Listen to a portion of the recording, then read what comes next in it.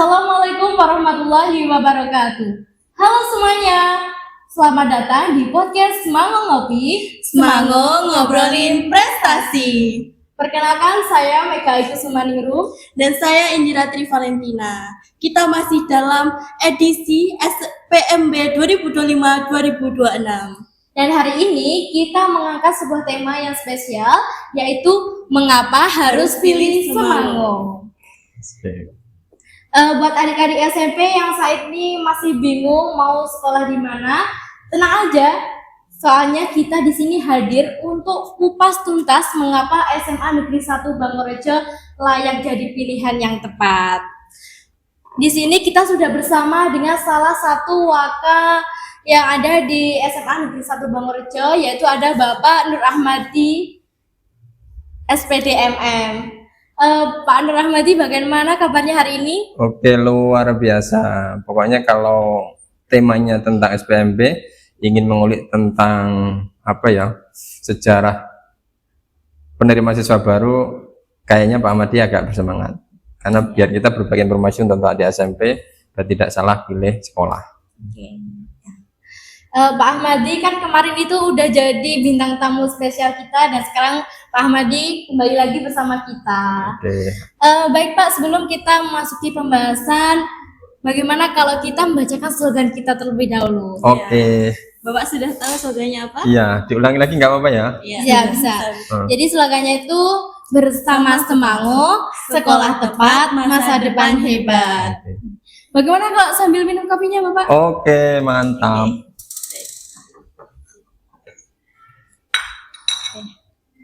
Kita mulai ya.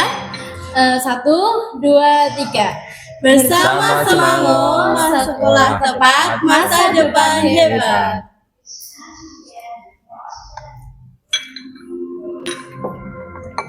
Bagaimana Bapak rasanya Bapak? Mantap. Kan kalau gini kan nanti ngobrolnya biar lebih nyaman dan santai banget. Oke, siap.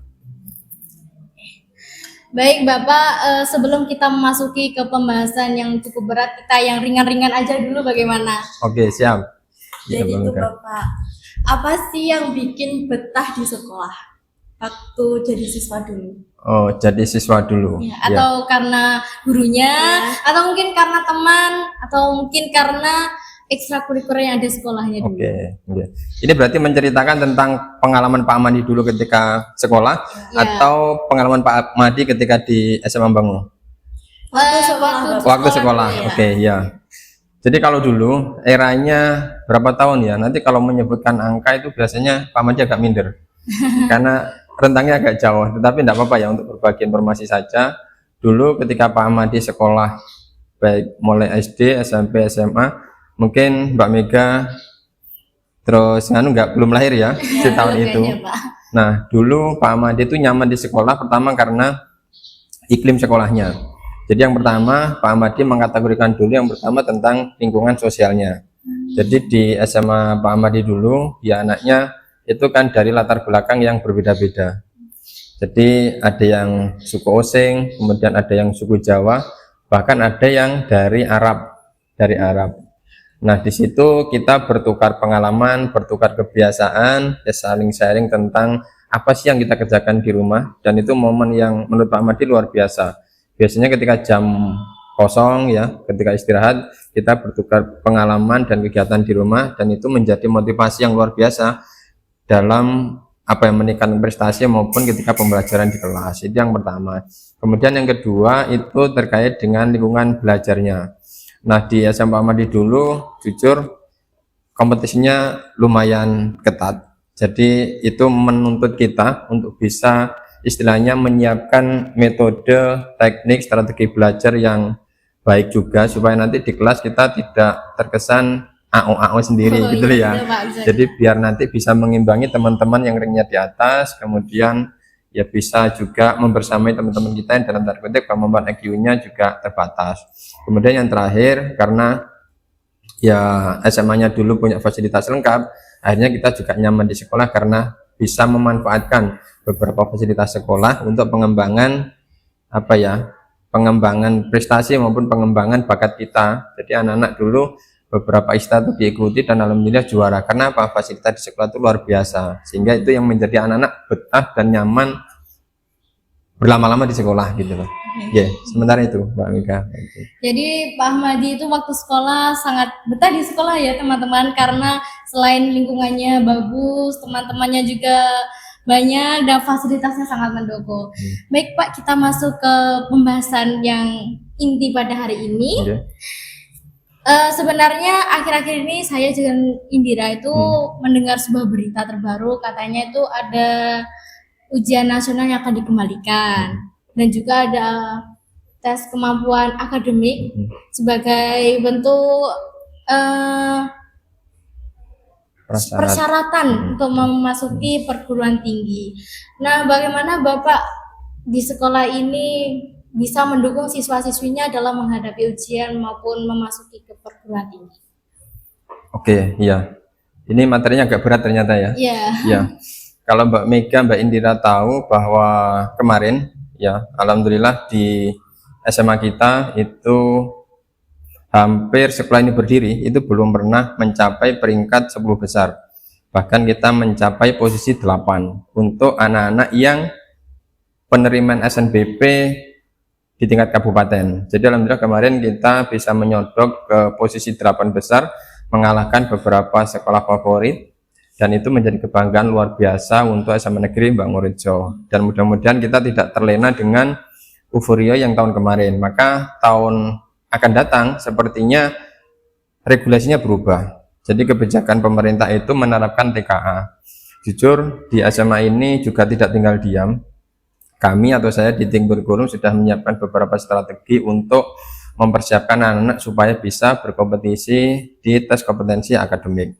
Maka Pak Ahmadi apa istilahnya sudah menggagas, karena biasanya kebijakan baru itu kan membuat kekhawatiran yang luar biasa. Iya. Ya, baik Soalnya dari ini mungkin masih baru sekali ya. betul Mbak Mega, apalagi kalau sudah ada aturan baru secara psikologi biasanya siswa itu kan luar biasa bingung. Iya ya. Orang tua juga cemas, apalagi guru-gurunya apa iki ada model apa lagi yang harus diberikan ke anak-anak.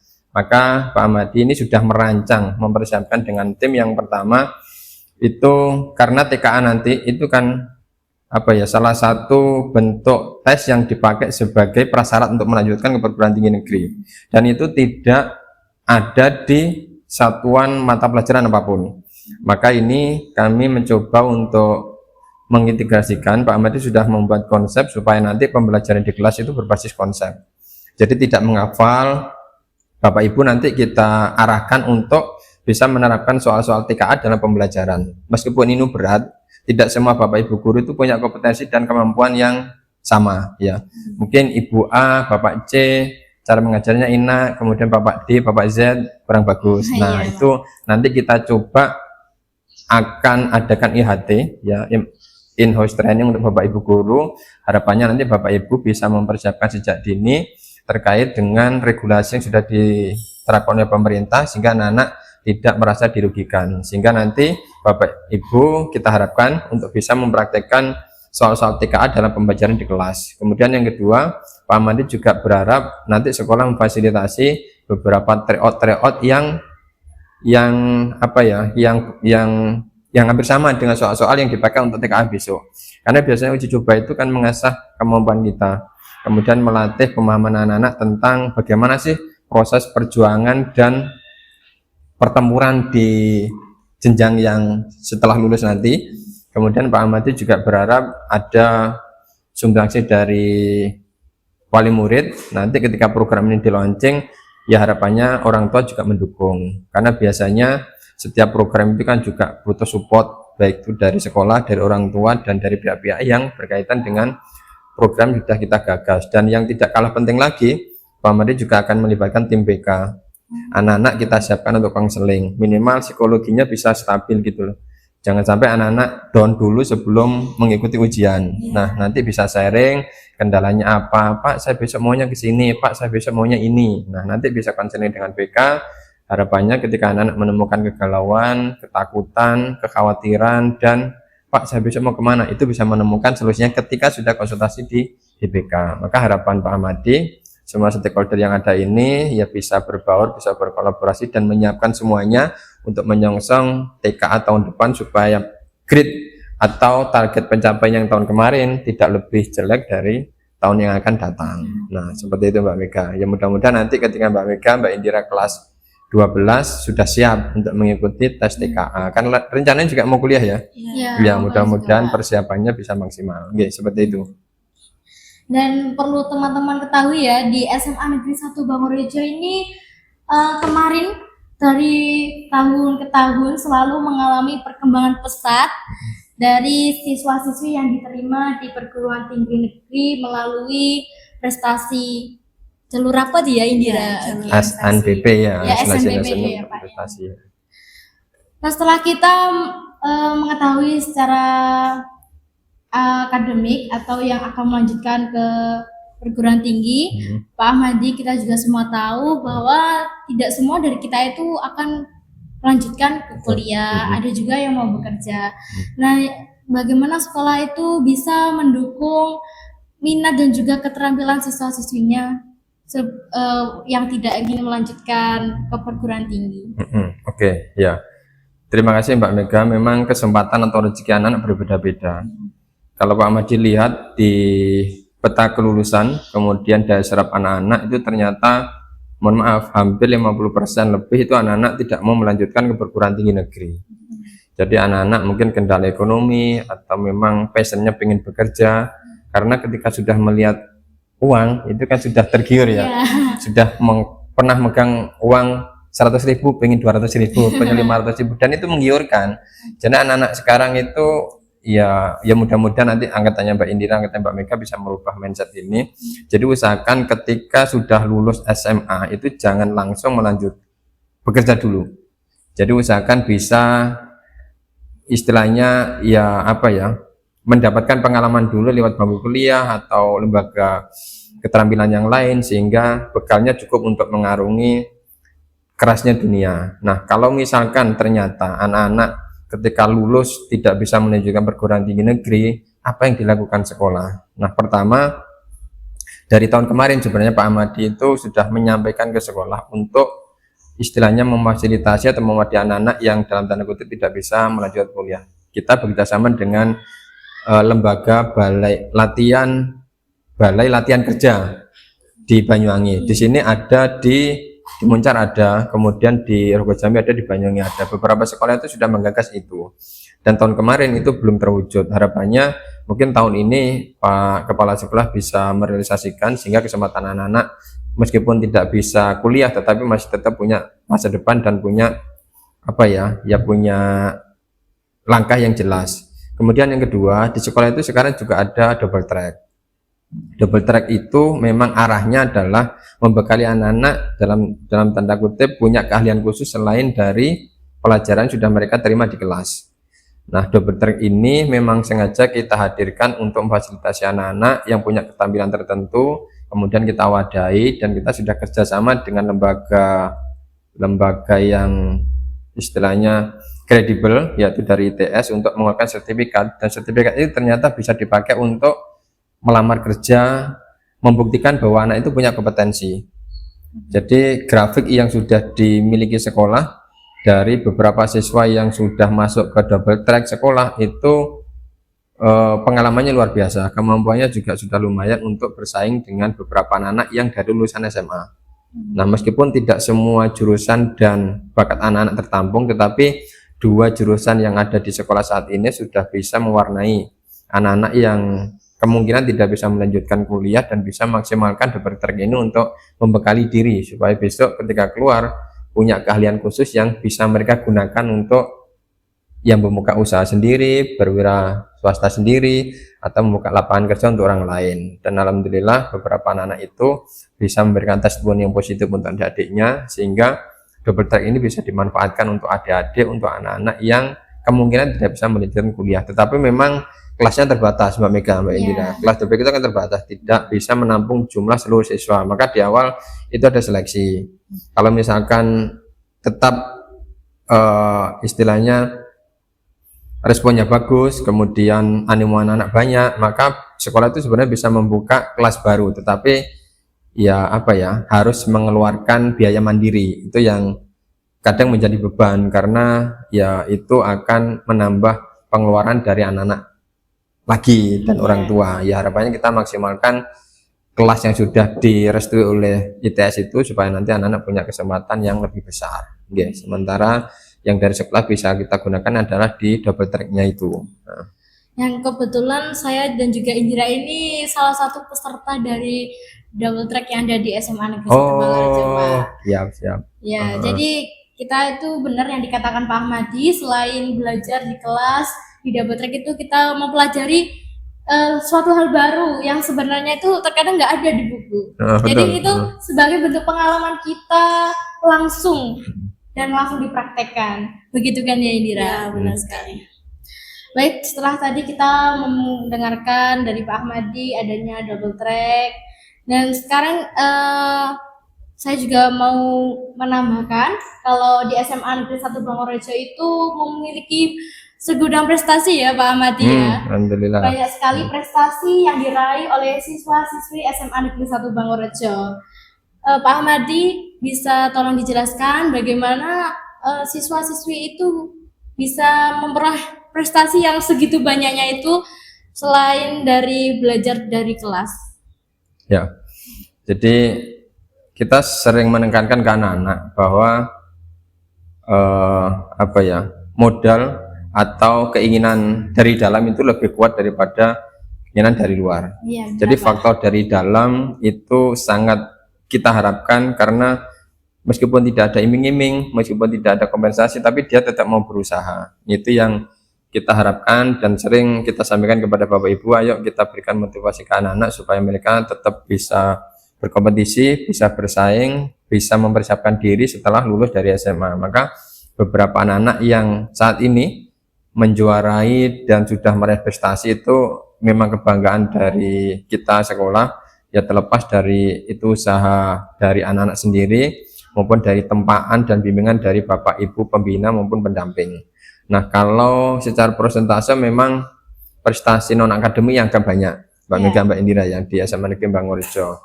Jadi saat ini yang ditorehkan anak-anak itu memang kebanyakan dari non akademik, baik dari ekstrakurikuler maupun kegiatan-kegiatan yang non akademik, kayak lomba-lomba. Ada beberapa yang kemarin terpantau ikut Olimpiade juara.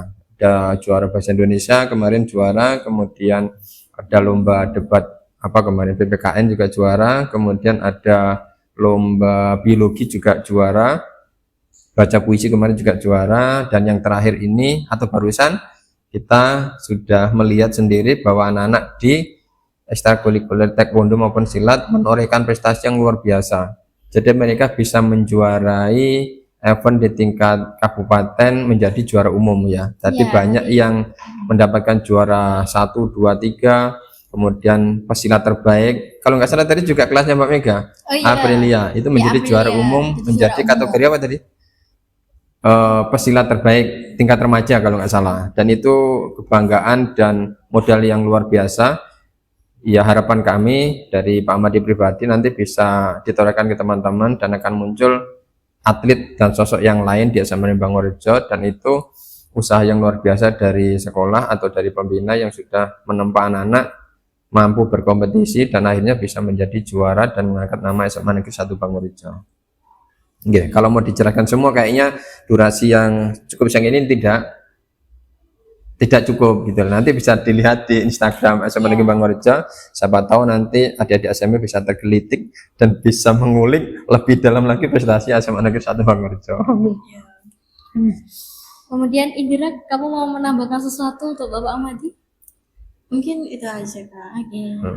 Silakan Indira, kamu melanjutkan apa yang ingin kamu tanyakan kepada Pak Ahmadi agar teman-teman semua itu tahu tentang tahu lebih banyak tentang SMA Negeri 1 Bangorejo. Jadi gini, Pak. kan kita sudah menjadi bagian, saya dan Mega sudah menjadi bagian SMA 1 Negeri Bangurjo sudah hampir 1 tahun. Nah, pastinya kami juga melihat bahwa fasilitas-fasilitasnya di SMA Negeri Bangurjo itu cukup banyak ya Kak. Ya. Ada lab yang bersih, ruangan kelas yang bersih, dan lain-lain. Nah, kami ingin tahu bagaimana sih sekolah mendukung itu semua agar tuh belajar mengajar tuh nyaman dan efektif. Ya, ini dari fasilitas sekolah ya. Ya. Ya. Jadi dari beberapa fasilitas yang ada itu memang muaranya adalah untuk menambah kenyamanan, kelancaran, kemudian keberhasilan proses belajar mengajar di kelas. Jadi di awal tahun itu biasanya kita merumuskan rencana kerja anggaran sekolah. Jadi rencana anggaran sekolah itu adalah mengakomodir tentang kebutuhan seluruh siswa dan warga sekolah. Jadi di rancangan anggaran sekolah itu nanti ada sumbernya dari BOS, kemudian dari PSM, dari BOPP yang bisa digunakan, dimanfaatkan untuk melengkapi sarana dan prasarana sekolah. Nah, saat ini ada beberapa fasilitas yang sudah maksimal, tapi juga ada yang harus diperbaiki, ada juga yang harus diadakan. Nah, kami berharap dari wali murid juga ada peran serta, karena di payung hukumnya itu sekolah bisa memanfaatkan atau bisa memperoleh sumbangan dari peran serta wali murid dengan catatan tidak ada unsur keterpaksaan. Di awal itu dibangun komunikasi, ada rapat wali murid untuk merencanakan program kira-kira apa yang bisa dikembangkan di sekolah tahun akan datang, itu lewat wali murid. Sehingga yang Mbak Indira, Mbak Mega lihat saat ini beberapa fasilitas sekolah itu adalah bentuk kepedulian sekolah tentang apa sih yang harus disediakan supaya anak-anak tetap nyaman dan bisa menikmati pembelajaran yang ada di sekolah. Nah, kalau di lab itu memang kemarin kita sampaikan ke tim laboran, ke Bapak Ibu guru pengampu lab, bahwa setiap saat ketika lab akan dilaksanakan itu kan ada beberapa alat, ada beberapa bahan yang harus disediakan. Nah, maka itu per 3 bulan biasanya ada evaluasi untuk melaporkan kira-kira ada enggak alat yang perlu diperbaiki, ditambah atau dibelikan yang baru. Itu laporannya ada, sehingga seperti Mbak Mega dan Mbak Indira lihat bahwa beberapa fasilitas itu masih bisa layak digunakan karena memang ada evaluasi berkala dari sekolah. Dan mudah-mudahan ya tidak ada yang dirugikan, karena memang ya setingkat sekolah pun tetap ada keterbatasan. Ketika dana yang dimiliki sekolah belum cair pada waktunya, maka ada beberapa pos atau program yang tidak bisa terlaksana, dan itu harus dimaklumi. Maka mungkin ada beberapa agenda atau kegiatan yang tidak dilaksanakan karena itu tadi keterbatasan anggaran dan support dari beberapa pihak. Walaupun fasilitasnya tadi yang kata Pak Ahmadi masih belum sepenuhnya, tapi itu udah menurut saya itu udah lebih cukup untuk kita sebagai siswa-siswi dalam mengikuti pembelajaran setiap harinya di sekolah. Nah, banyak nih Pak, adik-adik SMP tanya, Semango tuh masuknya pagi banget ya. Tapi tuh masuk paginya di SMA Negeri Bangurjo itu pasti ada kegiatan serunya, ya kan Pak? Mungkin ada kegiatan tersendiri sebelum kita memasuki pembelajaran pertama. Oh ya, kalau kegiatan pagi ini bukannya negatif ya, serunya itu yang positif berarti ya? Iya. Oke. Ya, kalau kegiatan pagi itu kan ada, kalau di sekolah itu kemarin kita sebenarnya merancang program, tetapi secara pengakuan itu kemarin sudah mendapatkan penghargaan dari provinsi. Itu ada program namanya Ajisaka ya. Ya, Ajisaka itu ajar mengaji semai akhlak dan karakter anak. Nah, itu sebenarnya terintegrasi dengan pembiasaan pagi. Di pagi hari kalau Mbak Mega, Mbak Indira lihat itu kan mulai dari masuk gerbang sampai masuk kelas itu ada ada pengawalan. Ya, kemudian sebelum pembelajaran dimulai ada rangkaian kegiatan yang bisa mendisiplinkan dan bisa memantik semangat anak-anak. Di awal itu ada mulai dari pembacaan Asmaul Husna gitu ya, Asmaul Husna bagi yang muslim, kemudian yang non-muslim itu ada kegiatan peribadatan di ruang yang sudah disediakan. Kemudian ada menyanyikan lagu Indonesia Raya untuk membangkitkan rasa nasionalisme dan kecintaan terhadap negara Indonesia. Kemudian ada Mars Mango. Ya. Nah, kemudian ada lagi, kalau dulu ada P5, nah sekarang tidak wajib. Akhirnya tidak kita masukkan di pembahasan, tetapi secara berkala nanti kita putar di jam-jam akhir sebelum pulang atau ketika break di istirahat kedua, tetapi ini belum. Maka itu bagian dari pembiasan anak-anak, ya biar anak-anak tidak jenuh, kemudian anak-anak juga bisa merasakan kebersamaan dan nuansa yang berbeda. Jangan sampai image anak-anak ketika masuk kelas langsung pembelajaran tanpa ada prolognya sama sekali, intronya sama sekali ya. Itu kan bagian dari pemantik supaya anak-anak lebih giat dan semangat ketika pembelajaran. Ya, pembiasaan itu. Tadi kita udah dengar tentang kegiatan pagi yang membangun positif siswa di sekolah.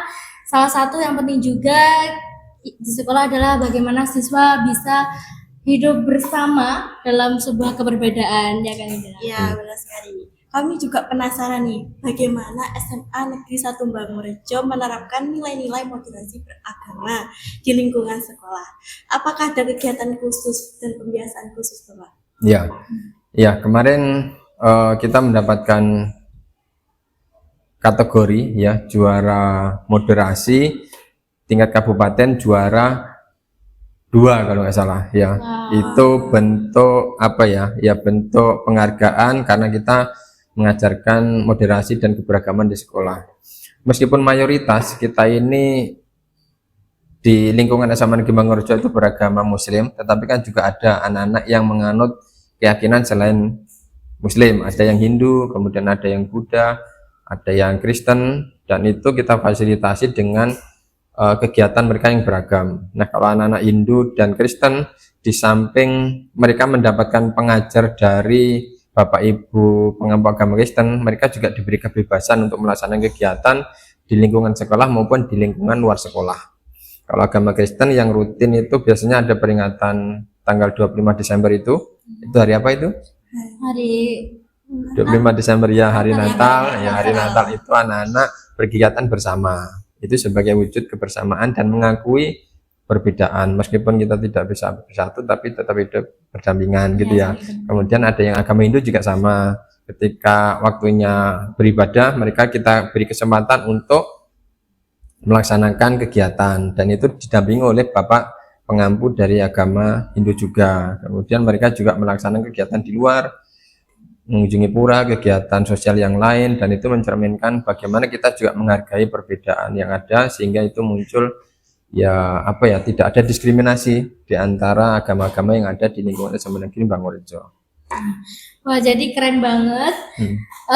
Kita di sekolah itu nggak cuma belajar, tapi juga bentuk saling menghargai ya Pak antar sesama. Dan itu penting banget sih, apalagi sekarang kita hidup di tengah masyarakat yang beragam. Salut deh buat Semango.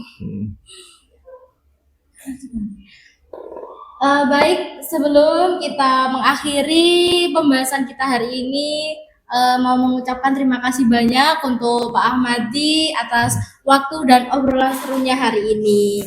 Bagaimana teman-teman semua? Jadi makin yakin kan kalau SMA Negeri 1 Bangurejo layak jadi pilihan yang utama.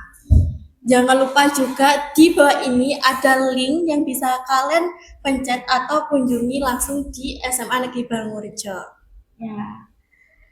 Baik, sekian dari kami. Wassalamualaikum warahmatullahi wabarakatuh. Waalaikumsalam warahmatullahi wabarakatuh.